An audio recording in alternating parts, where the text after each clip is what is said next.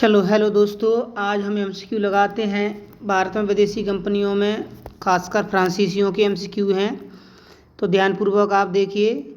मात्र 10 से 15 मिनट में आपका वीडियो फिनिश हो जाएगा। बहुत शानदार तरीके से मैं इसका डिस्कस कराता हूँ। देखिए, आपके समय को बिल्कुल भी वेस्ट नहीं करेंगे। देखिए, पहला क्वेश्चन आपका कह रहा है निम्नलिखित में से किस स्थान पर भारत में डेनिश ने अपनी बस्तियां बसाईं। तो देखिए, भारत डेनिश जो लोग हैं वो चौथे नंबर पे आने वाली कंपनी है। मैंने बताया था ना, पुर्तगाली पहले नंबर पे आए थे और डच 2 अक्षर वाले दूसरे पे आए थे, अंग्रेज तीसरे पे, डेनिश। तो डेनिश की बस्तियां कहाँ पे हैं? तो चिंसुरा, कराईकल, माही, ट्रांक्यूवार, यानी कि इसको ट्रावनकोर भी बोलते हैं, तंजौर बोलते हैं और एग्जैक्ट इसको ट्रंक्यूवार बोलते हैं। तो इसका यही करेक्ट आंसर है, यानी हमारा आंसर है डी। क्या आंसर है? डी, ट्रंक्यूवार। Next question. चलिए देखिए, ये क्वेश्चन थोड़ा सा लेवल वाला है। इसमें आपको ये बताना कौन सा स्टेटमेंट सही है और कौन सा स्टेटमेंट गलत है। तो थोड़ा सा आपको यहाँ पर न दिमाग लगाना पड़ेगा। पहला स्टेटमेंट देखते हैं सही है या गलत है। तो पहला स्टेटमेंट है आपका, डच लोगों ने पूर्वी तटीय क्षेत्र गजपति शासकों, पूर्वी जो तटीय क्षेत्र है हमारा, जो पूर्व का जो तट है उसमें जो आपका कोरोमंडल तट है, ये पूर्व का तट जो हमारा पड़ता है तमिलनाडु में, आंध्र प्रदेश में, उस समय यहाँ गजपति शासक शासन करते थे। तो ये कह रहे हैं कि डच लोगों ने गजपति शासकों के समय क्या अपनी फैक्ट्री उनकी ज़मीन पर बनाई, गोदाम बनाए। देखो, आपको यहाँ थोड़ा सा डचों का समय तो पता ही है। इन्होंने पहली फैक्ट्री 1605 में बनाई, यानी कि ये 1600 के बाद आए। अब जबकि गजपतियों का जो शासन काल है वो 1400 से 1500 के बीच में, यानी कि गजपतियों का शासन समाप्त हो गया था, उसके बाद डच आए। तो ये आपका स्टेटमेंट क्या है? गलत है। ये स्टेटमेंट आपका बिल्कुल भी सही नहीं है। चलिए नेक्स्ट स्टेटमेंट देखते हैं। इसमें और स्टेटमेंट हैं, आपको ये स्टेटमेंट भी बताना है। ये 2 स्टेटमेंट हैं उसी क्वेश्चन के कि कौन सा इनमें से करेक्ट है। तो देखते हैं हम। अल-बुकर्क ने बीजापुर की सल्तनत से गोवा छीन लिया था। स्टेटमेंट करेक्ट है। आपको मैंने पढ़ाया था कि अल-बुकर्क जो है वो पुर्तगालियों का दूसरा गवर्नर बन के आया था। अल-बुकर्क 1509 में आया था। अल-बुकर्क ने 1510 में बीजापुर के सुल्तान यूसुफ आदिल शाह से गोवा छीन लिया था। तो ये स्टेटमेंट आपका एकदम करेक्ट स्टेटमेंट है। तीसरा स्टेटमेंट देखते हैं। अंग्रेजी ईस्ट इंडिया कंपनी ने मद्रास में विजयनगर साम्राज्य के एक प्रतिनिधि से पट्टे पर ली गई जमीन के एक प्लॉट पर फैक्ट्री बनाई। ये मैंने आपको पढ़ाया था ना, अंग्रेज ईस्ट इंडिया कंपनी ने, यानी कि अंग्रेजों की तरफ से फ्रांसिस डे ने इस मद्रास को, ये जो मद्रास है ना, इस मद्रास को पट्टे पे लिया था। इस मद्रास को किस पे लिया था? पट्टे पे लिया था फ्रांसिस डे ने 1639 में। और 1640 में फ्रांसिस डे ने इस मद्रास में फोर्ट जॉर्ज किला बनवाया था, जो अंग्रेजों का पहला किला है। इसी की ये जो है मद्रास जो है उस समय विजयनगर साम्राज्य के प्रतिनिधि के अंतर्गत आता था। यानी मैंने बताया था आपको, चंद्रगिरी का राजा था। तो चंद्रगिरी का जो राजा बैठा हुआ था वो विजयनगर साम्राज्यों का ही प्रतिनिधि था। तो ये भी स्टेटमेंट आपका एकदम करेक्ट है कि पट्टे पर ली गई ज़मीन पर ही इन्होंने एक फैक्ट्री बनाई थी मद्रास में। ये मैंने आपको बताया था। 1639 में मद्रास को पट्टे पर लिया था। 1640 में फ्रांसिस डे ने मद्रास में फोर्ट सेंट जॉर्ज किला बनवाया था, जो अंग्रेजों का पहला किला था। और मैंने बताया था कि जो मद्रास है, आज के डेट में चेन्नई बोलते हैं इसको, पहले मद्रास था, आज की डेट में सिटी चेन्नई है, और चेन्नई में ही आपका फोर्ट सेंट जॉर्ज किला पड़ता है। तो स्टेटमेंट आपका, ये स्टेटमेंट भी आपका क्या है? करेक्ट है। ये स्टेटमेंट भी आपका करेक्ट है। तो आपका पहला स्टेटमेंट गलत था और दूसरा स्टेटमेंट और तीसरा स्टेटमेंट आपका क्या है? करेक्ट है। ये क्वेश्चन थोड़ा लेवल का इसलिए क्योंकि ये आईएएस में आया हुआ क्वेश्चन है, लेकिन फिर भी आप इसको सॉल्व कर पाते थे। लेकिन पहले स्टेटमेंट में आपको थोड़ा प्रॉब्लम रहता। देखिए, पूर्वी तटीय क्षेत्र में गजपति शासकों का जो काल है, मैंने आपको बताया था ना, वो ये है 1434 से 1541। जबकि डच इस समय नहीं आए थे। इस समय डच कहाँ आए थे? डचों की पहली फैक्ट्री 1605 में मसूलीपट्टनम में बन रही है। डचों की पहली फैक्ट्री 1605 में मसूलीपट्टनम में बन रही है। तो इस समय डच कहाँ से आ गए हैं? डच नहीं आए। डच तो 1605 में मछलीपट्टनम में फैक्ट्री बना रहे हैं, और ये जो समय है वो गजपति शासकों का समय है, 1434 से 1541।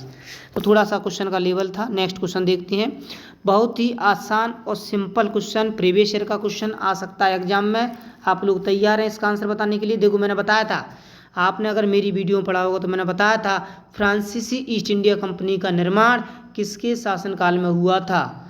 तो मैंने बताया था लुई 14, यानी कि इसका करेक्ट आंसर रहेगा लुई 14, यानी कि आपका आंसर रहेगा बी।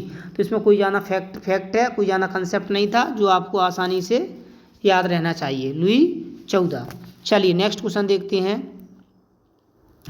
देखते हैं। और बहुत ही आसान, तो ये भी एक फैक्ट है, ये भी बहुत सिंपल सा फैक्ट है। भारत में फ्रांसीसी कंपनी का संस्थापक माना जाता है, ये भी मैं आपको बताता। ये आपका आंसर है रिसेलू, कॉलवर्ट, फ्रांस मार्टिन। तो इसका करेक्ट आंसर है बी, करेक्ट आंसर है बी ऑप्शन, करेक्ट आंसर है बी ऑप्शन, कॉलवर्ट। कॉलवर्ट के बारे में आपको थोड़ा सा बताता हूँ। जो अभी हमने इससे पहले क्वेश्चन पढ़ा था लुई 14, तो फ्रांस का उस समय सम्राट था लुई 14, जिसने 1664 में फ्रांसीसी ईस्ट इंडिया कंपनी की स्थापना करी। और फ्रांसीसी ईस्ट इंडिया कंपनी की स्थापना की 1664 में, मतलब फ्रांसीसी ईस्ट इंडिया कंपनी बनी। लेकिन भारत में इन्होंने पहली फैक्ट्री 1668 में, भारत में फ्रांसीसियों ने पहली फैक्ट्री 1668 में फ्रांसीसियों की पहली फैक्ट्री सूरत में खोली इन्होंने। कहाँ पे बनाई? 1668 में सूरत में बनाई थी। और ये इनकी जो पहली फैक्ट्री सूरत में बनाई वो फ्रांसिस कैरो बनवाएगा। कौन बनवाएगा? Francis Cairo. और जब इस कंपनी की स्थापना हुई थी 1664 में, जब फ्रांसिस ईस्ट इंडिया कंपनी की स्थापना हुई थी, तो ये जो मंत्री था कॉलवर्ट, इसके सहयोग से हुई थी। इसलिए यहाँ पर क्वेश्चन क्या है कि भारत में फ्रांसीसी कंपनी का संस्थापक माना जाता है तो कॉलवर्ट है, और पहली फैक्ट्री तो सूरत 1668 में है, वो भी फ्रांसिस कैरो की मदद से। तो कंसेप्ट क्लियर होना चाहिए। नेक्स्ट क्वेश्चन देखते हैं। देखो ये मैंने अभी बताया था आपको, फ्रांसिस ईस्ट इंडिया कंपनी ने भारत में सबसे पहला कारखाना कहाँ खोला था? फ्रांसिस ईस्ट इंडिया कंपनी ने भारत में सबसे पहला कारखाना कहाँ खोला था? सूरत, पांडुचेरी, मछलीपट्टनम, कालीकट। तो करेक्ट आंसर आपका होगा सूरत। क्या होगा? सूरत। थोड़ा सा यहाँ सुन लीजिए, मैं रिपीट कर देता हूँ। फ्रांसीसी ईस्ट इंडिया कंपनी की स्थापना लुई 14 के शासनकाल में हुई थी। वो सम्राट था फ्रांस का, उसका मंत्री था कॉलवर्ट, उसने उस कंपनी की स्थापना करी 1664 में। वहाँ से एक जहाजी बेड़ा आया जिसका जो मुखिया था वो फ्रांसिस कैरो था, और फ्रांसिस कैरो उसमें मार्टिन भी आया था, जो पांडुचेरी की स्थापना करेगा। मार्टिन पांडुचेरी की स्थापना करेगा, पांडुचेरी की स्थापना करेगा आगे चल के, वो भी उसी जहाज में आता है जिसमें फ्रांसिस कैरो आता है। और जो कैरो आता है वो कैरो ही तो है, फ्रांसिस कैरो ही तो है जो सूरत में पहली फैक्ट्री बनाता है 1668 में, और अगले ही साल इनकी दूसरी फैक्ट्री बनेगी मछलीपट्टनम में। तो पांडुचेरी की स्थापना भी मार्टिन ने की, फ्रांसीसियों ने की, व्यवस्थित रूप से जमाया। और अगर पांडुचेरी की डेट आती है तो इन्होंने 1673 के आसपास इन्होंने किराए पे लिया था, पट्टे पे लिया था, 1674 में व्यवस्थित रूप से इसको बसाया था। और 1954 में जाकर पांडुचेरी को फ्रांसीसियों ने हमारे देश में जाके उन्होंने अपना कब्जा छोड़ा 1954 में, जबकि हम 1947 में ही आज़ाद हो गए। चलिए नेक्स्ट कहानी सुनिए। थोड़ा सा सुपर फास्ट सीरीज चला रहे हैं, थोड़ा सा स्पीड में चला रहे हैं, किसी का टाइम वेस्ट नहीं कर रहे हैं। टाइम की वैसी ही कमी है कंपटीशन के स्टूडेंटों के लिए, थोड़ा सा देखते रहिए, उड़ा देंगे, जल्दी जल्दी उड़ा देंगे। चलिए देखिए, निम्नलिखित में से कौन सा स्वतंत्रता पूर्व भारत में व्यापारिक रूप में अंत में आए? देखो मैंने पढ़ाया था, सीधा आंसर है फ्रांसीसी। मैंने आपको बताया था भारत में आने वाली पहली कंपनी पुर्तगाली, दूसरे नंबर पर 2 अक्षर की डच, तीसरे नंबर पर आपके अंग्रेज, चौथे नंबर पर आपके डेनिश, और 5वें नंबर पर लास्ट में आए फ्रांसीसी। 1664 में कंपनी बनाई और 1668 में सूरत में पहली फैक्ट्री बनाई, दूसरी फैक्ट्री मछलीपट्टनम में बनाई।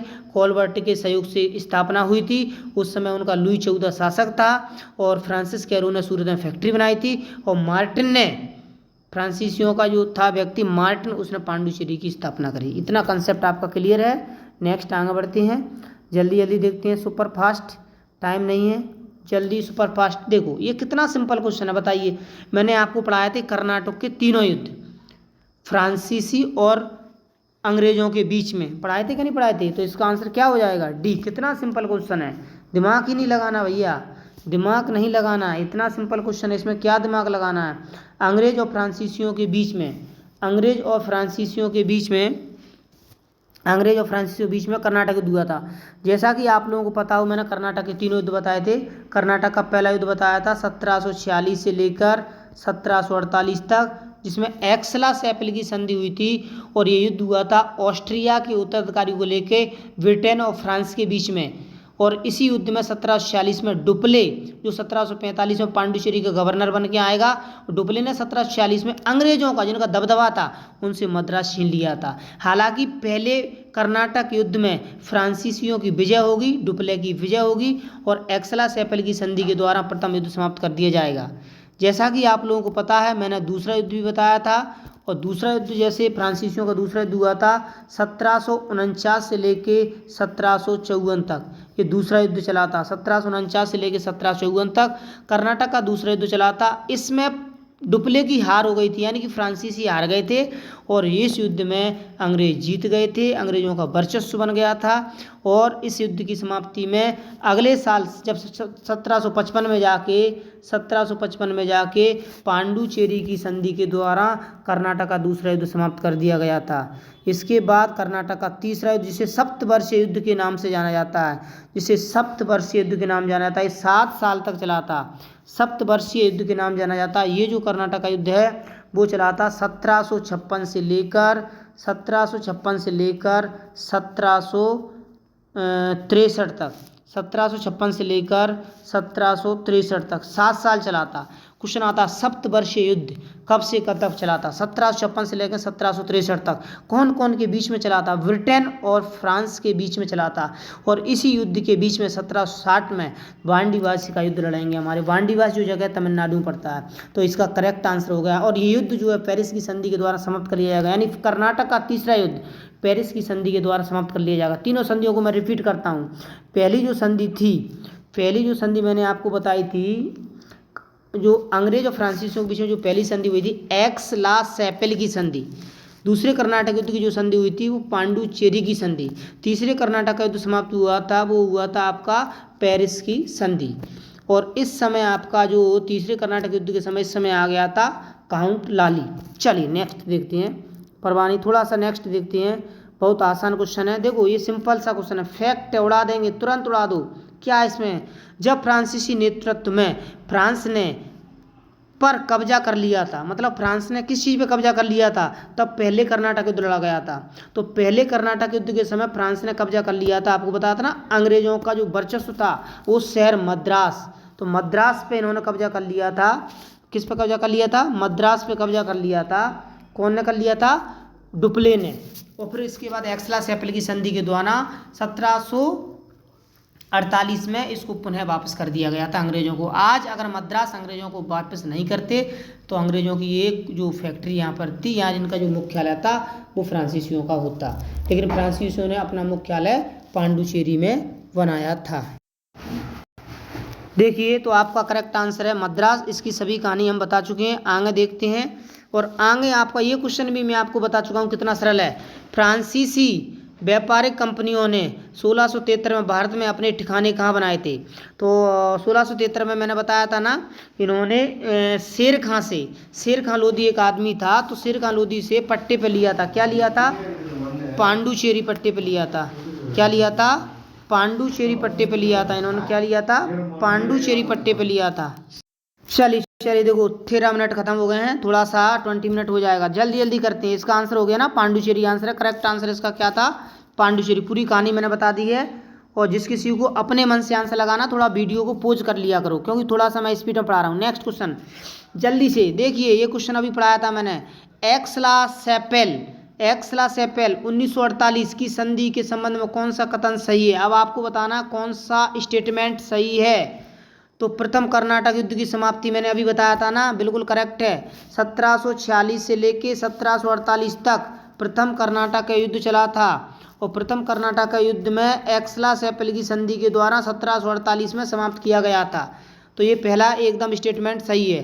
अंग्रेजों को मद्रास पुनः प्राप्त हुआ, ये भी मैंने आपको बताया था कि 1746 में जो फ्रांसीसी जो डुप्ले था उसने मद्रास तक अंग्रेजों से छीन लिया था। डुप्ले बहुत खतरनाक आदमी था भैया। द्वय शासन लगाया था ना बंगाल में रॉबर्ट क्लाइव ने, उसका रियल में जनक कौन था? कार्टिस था। कौन था? कार्टिस। और जो आपका सहायक संधि, तो सहायक संधि का जनक ही डुप्ले है, जिसको आगे चल के लॉर्ड वेलेस्ली अंग्रेजों को अप्लाई करेगा, ये डुप्ले की देन है। ठीक है, चलिए खैर ये दोनों स्टेटमेंट आपके एकदम क्या हैं? करेक्ट हैं। पहला स्टेटमेंट भी करेक्ट है, दूसरा स्टेटमेंट भी करेक्ट है। ठीक है, नेक्स्ट देखते हैं।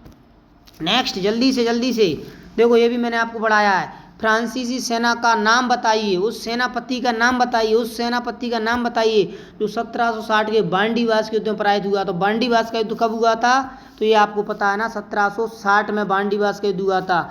इसमें बांडीवास के युद्ध में फ्रांसीसियों की तरफ से कौन? काउंट लाली। फ्रांसीसी तरफ से कौन था? काउंट लाली। और अंग्रेजों की तरफ से था sir Eyre Coote. Sir Eyre Coote. Eyre Coote कौन था? Sir Eyre Coote. अंग्रेजों की तरफ से था सर आयरकूट और फ्रांसीसियों की तरफ से था काउंट लाली। बांडीवास के, तो बांडीवास आज की बात करें तो बांडीवास पड़ता है आपका तमिलनाडु में। बांडीवास कहाँ पड़ता है भैया? तमिलनाडु में। तो इम्पोर्टेंट युद्ध है, इसको ध्यान रखना।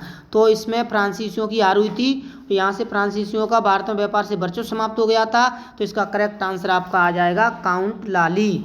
लेकिन कल कितना पूछ लेगा, ये जो बांडीवास के दुआ किन किन के बीच में हुआ? तो फ्रांसीसी अंग्रेजों के बीच में। कल के दिन पूछ लेगा अंग्रेजों की तरफ से नेतृत्व कौन कर रहा था? तो अंग्रेजों की तरफ से नेतृत्व कर रहा था सर आयरकूट। Sir Eyre Coote. चलिए, और इसमें से आप और भी देख सकते हैं। मार्टिन के बारे में मैं आपको ऑलरेडी बता चुका हूँ। मार्टिन के बारे में आपको बता चुका हूँ, इसने पांडुचेरी की स्थापना करी। डुप्ले के बारे में आपको बता चुका हूँ, पहला कर्नाटक युद्ध जीता था 1745 में, ये पांडुचेरी का गवर्नर बना था। हालांकि डुप्ले जब दूसरा कर्नाटक युद्ध हार गया था, डुप्ले जब दूसरा कर्नाटक युद्ध हार गया था, 1754 में डुप्ले को वापस बुला लिया गया था। डुप्ले को 1754 में वापस बुला लिया गया था। ये क्वेश्चन भी आता है फैक्ट के रूम में। और रॉबर्ट क्लाइव, जैसा कि आप जानते हैं, प्लासी का युद्ध जो हुआ था 1757 में, वो रॉबर्ट क्लाइव ने उसमें अंग्रेजों की तरफ से क्या किया था? नेतृत्व किया था। लेकिन यहाँ हमारा करेक्ट आंसर है काउंट लाली। चलिए नेक्स्ट, बिना समय गंवाए जल्दी से देखो, फिर क्वेश्चन आ गया बांडीवास के 1760 युद्ध में। तो इसमें आप कह सकते हैं डच ने ब्रिटिश को हराया, नहीं, ब्रिटिश ने फ्रेंच को हराया। इसका करेक्ट आंसर है सी, ब्रिटिश ने फ्रेंच को हराया। ब्रिटिश ने फ्रेंच को हराया। ब्रिटिश ने फ्रेंच को हराया। तो इसका करेक्ट आंसर है ब्रिटिश ने फ्रेंच को हराया। तो अपन नेक्स्ट देखते हैं। तो नेक्स्ट आपका क्या है? फ्रांसीसी क्रांति वर्ष में आरंभ हुई। फ्रांसीसी क्रांति कब आरंभ हुई? तो अपन आंसर देख सकते हैं 1789, यानी करेक्ट आंसर है इसका बी। फ्रांसीसी क्रांति कब आरंभ हुई? फ्रांसीसी क्रांति 1789 में हुई थी। नेक्स्ट क्वेश्चन देख सकते हैं, बहुत सिंपल और आसान। यूरोपीय शक्तियों ने समय समय पर भारत में प्रवेश किया, प्रवेश की सही तिथि क्रम निर्धारित कीजिए। अब ये क्वेश्चन सबको मिला के आ गया, पुर्तगालियों से लेकर फ्रांसीसियों तक सबका आ गया। तो यहाँ ये कह रहा है कि यूरोपीय शक्तियों ने समय समय पर भारत में प्रवेश किया और प्रवेश की सही तिथि क्रम के अनुसार लगाओ। यानी कि सबसे पहले कौन आए थे? तो सबसे पहले आए थे पुर्तगाली। पुर्तगालियों के बाद कौन आए थे? डच आए थे। डच के बाद कौन आए थे? अंग्रेज आए थे। अंग्रेजों के बाद डेनिश, लेकिन डेनिश ऑप्शन में नहीं है।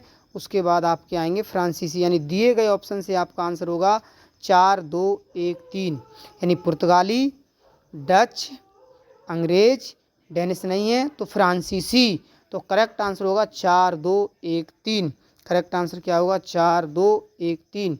जैसा कि आप यहाँ कंसेप्ट के साथ देख सकते हो, यूरोपीय कंपनियों का भारत में आने का क्रम, सबसे पहले पुर्तगाली आए, फिर डच आए, फिर अंग्रेज आए, फिर डेनिश आए, फिर इसके बाद फ्रांसीसी आए। तो ये इनके आने का क्रम हो गया है। और दूसरी बात यहाँ पर आप देख सकते हैं, इन्होंने अपनी फैक्ट्रियाँ कब कब बनाई। तो पुर्तगालियों ने देखो 1503 में कोचीन में फैक्ट्री बनाई, केरल में। तो इसका मतलब सबसे पहले पुर्तगाली आए। डचों ने अपनी फैक्ट्री 1605 मछलीपट्टनम आंध्र प्रदेश में बनाई। इसका मतलब दूसरे नंबर पर डच आए। अंग्रेजों ने 1611 मछलीपट्टनम में पहली फैक्ट्री बनाई। इसका मतलब तीसरे नंबर पे अंग्रेज आए। हालांकि अंग्रेजों ने पहली फैक्ट्री खोलने का प्रयास सूरत में करी थी और 1608 में कैप्टन हॉकिंस भारत में आया और जहांगीर से मुलाकात की। डेनिश 1620 में ये भारत में फैक्ट्री खोल रहे हैं।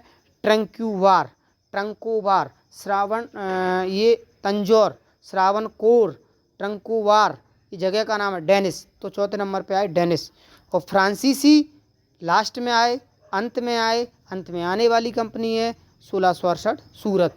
तो इनका आने का क्रम ये है, पुर्तगाली, डच, अंग्रेज, डेनिश, फ्रांसीसी। इसके बाद अगर हम और आगे बात करते हैं, तो इनकी स्थापना कैसे कैसे हुई, इनकी स्थापना की डेट देख लीजिए। कंपनियों की स्थापना कब कब हुई, आई अलग अलग डेट में है, स्थापना अलग डेट में भाई। तो पुर्तगाली की स्थापना 1498 में हुई, डच ईस्ट इंडिया कंपनी की स्थापना 1602 में हुई, अंग्रेज ईस्ट इंडिया कंपनी की स्थापना 1600 में हुई, डेनिश ईस्ट इंडिया कंपनी की स्थापना 1616 में हुई और फ्रांसीसी ईस्ट इंडिया कंपनी की स्थापना 1664 में हुई। ये इनकी स्थापना की डेट है। कभी जोड़ी बनाने के लिए आ जाती है तो आपको याद रखना है। पुर्तगालियों ने अपनी कंपनी 1498 में बनाई थी, डचों ने 1602 में, अंग्रेजों ने 1600 में। हालांकि अंग्रेजों ने अपनी कंपनी डचों से पहले बना ली थी, लेकिन डच भारत में अंग्रेजों से पहले आ गए थे, अंग्रेज बाद में आए थे।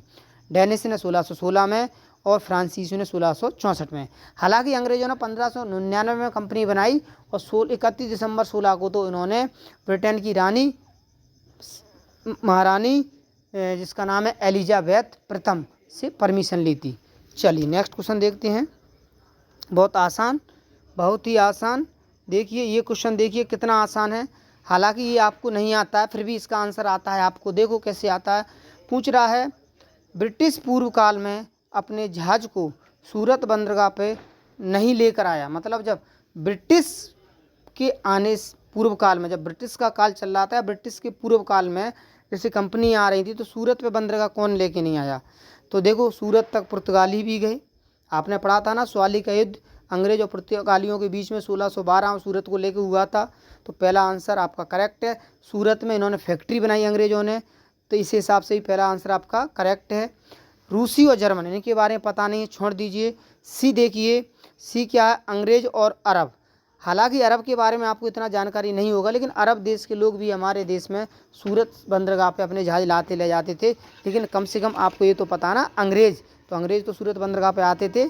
तो ये भी आंसर आपका नहीं होगा, यानी कि ए नहीं होगा, सी नहीं होगा। फ्रांसीसी हमने बताया था ना, फ्रांसीसियों ने 1664 में सूरत में पहली फैक्ट्री खोली थी। तो आपको ये पता है कि ए वाले तो सूरत गए थे, बी वाले पता नहीं है हमको, सी वाले सूरत गए थे, डी वाले सूरत गए थे। तो कौन से नहीं गए थे हमको नहीं पता, लेकिन हमको इतना पता है ए वाले सूरत गए थे, सी वाले सूरत गए थे, डी वाले सूरत गए थे। तो दिए गए ऑप्शन में से हमको पता है डी वाले सूरत नहीं गए होंगे, इसलिए इसका आंसर हमको नहीं पता था, फिर भी सही चला गया अदर जानकारी के अनुसार। चलिए नेक्स्ट क्वेश्चन देखते हैं। नेक्स्ट क्वेश्चन बहुत ही शानदार गजब का क्वेश्चन। देखिए क्वेश्चन का लेवल। भारत में यूरोपीय शक्तियों के प्रवेश के संबंध में कौन सा कथन सही नहीं है। भारत में जो हमारी यूरोपीय कंपनी आई हैं उनको लेकर कौन सा स्टेटमेंट सही नहीं है, यानी गलत स्टेटमेंट बताना है। तो आप देख सकते हो, पुर्तगालियों ने 1499 गोवा को कब्जा किया, यही स्टेटमेंट आपका क्या है, गलत है। यानी कि यही हमारा आंसर होगा। हमको दिख गया, कैसे पता चल गया, क्योंकि पुर्तगालियों ने, अल्बुकर्क ने, जो एक पुर्तगालियों का दूसरा गवर्नर था, उसने 1510 में गोवा पर कब्जा किया था। तो ये करेक्ट आंसर नहीं है। वो वही ये पूछ रहा है स्टेटमेंट सही नहीं है। तो कौन सा स्टेटमेंट आपका सही नहीं है। तो पहला स्टेटमेंट आपका सही नहीं है। यानी अंग्रेज़ों ने अपना पहला कारखाना दक्षिण भारत में मसूलीपट्टनम में लगाया था, ये करेक्ट है, ये स्टेटमेंट करेक्ट है, लेकिन हमको सही नहीं स्टेटमेंट बताना है। तो यानी कि ए आंसर लगाएंगे हम। क्या आंसर लगाएंगे? ए। हमको सही स्टेटमेंट नहीं है वो बताना है। तो बी तो आपका स्टेटमेंट क्या है, सही है। बी स्टेटमेंट आपका क्या है, सही है। बी आंसर नहीं होगा क्योंकि हमको गलत वाला स्टेटमेंट बताना है। पूरी भारत में अंग्रेजी कंपनी ने 1633 उड़ीसा में पहला कारखाना लगाया। ये स्टेटमेंट हमको नहीं पता, लेकिन हमको पहला स्टेटमेंट 100% पता है कि ए जो ऑप्शन है वो गलत है, तो यही आंसर होगा। लेकिन सी आंसर भी करेक्ट है। पूरी भारत में अंग्रेजी कंपनी ने 1633 उड़ीसा के बालासोर में पहला कारखाना लगाया था। तो बी और सी ये दो स्टेटमेंट आपके सही हैं, लेकिन ए स्टेटमेंट आपका सही नहीं है। तो अगर इसका ए बी सी करके आंसर देगा तो आपको आंसर क्या लगाना है इसका आंसर होगा ए। क्या आंसर होगा? ए आंसर होगा, क्योंकि आपको सही नहीं बताना है, यानी कि आपको गलत स्टेटमेंट बताना है। चलिए नेक्स्ट देखिए डुप्ले के नेतृत्व में फ्रांसीसियों ने 1746 में मद्रास पर कब्जा किया था। ये सही स्टेटमेंट है, ये गलत स्टेटमेंट नहीं है। ए बी सी डी में से आपका आंसर होगा ए। ये जो स्टेटमेंट है वो आपका आंसर होगा, क्योंकि ए स्टेटमेंट आपका गलत है और बी सी टी जो स्टेटमेंट हैं वो आपके सही स्टेटमेंट हैं। ये सही बात है। तो डुप्ले के नेतृत्व में फ्रांसीसियों ने 1746 में मद्रास पे कब्जा किया था। 1746 में कहाँ पे कब्जा किया था? मद्रास पे कब्जा किया था। और इसी के साथ हमारी क्लास आज की समाप्त होती है। और वीडियो को आप लाइक करें, शेयर करें और देखें।